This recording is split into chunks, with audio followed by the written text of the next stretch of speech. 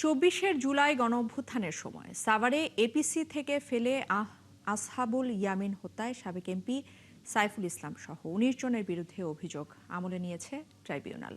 এর আগে সকালে আন্তর্জাতিক অপরাধ ট্রাইব্যুনালে অভিযোগ দাখিল করে প্রসিকিউশন জানিয়েছে, দীর্ঘ তদন্ত শেষে এই মামলায় ১৯ জনকে আসামি করা হয়েছে। তদন্ত সংস্থার প্রতিবেদন পর্যালোচনা শেষে আনুষ্ঠানিক অভিযোগ দাখিল করেছেন তারা।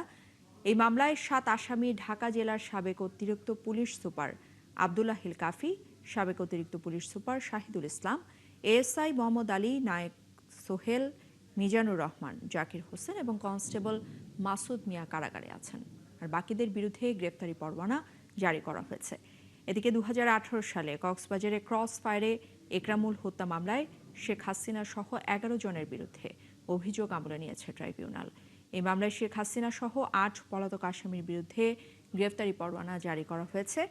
আর এর আগে ১১ জনকে আসামি করে আন্তর্জাতিক অপরাধ ট্রাইব্যুনালে আনুষ্ঠানিক অভিযোগ দাখিল করে প্রসিকিউশন। রোববার বিচারপতি নজরুল ইসলাম চৌধুরীর নেতৃত্বাধীন ট্রাইব্যুনাল ২-এ অভিযোগপত্র দাখিল করা হয়।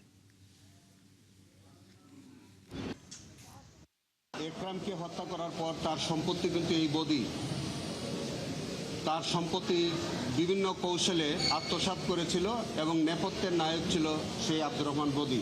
এই হত্যাকাণ্ডের মধ্যে তাদের সম্পৃক্ততা, তাদের সংশ্লিষ্টতা পাওয়ায় তদন্তকারী কর্মকর্তা আমাদের কাছে রিপোর্ট সাবমিট করে সেই রিপোর্টের পরিপ্রেক্ষিতে আমরা আজকে তাদের বিরুদ্ধে ফরমাল চার্জ দিয়েছি।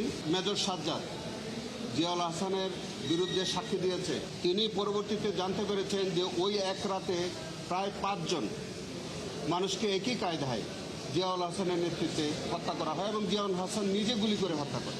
আমরা মনে করি যে জিয়াউল হাসান তার পাপের বোঝা এত ভারী হয়েছে যে এখন আমরা শুধু আদালতের ন্যায় বিচারের অপেক্ষায় আছি।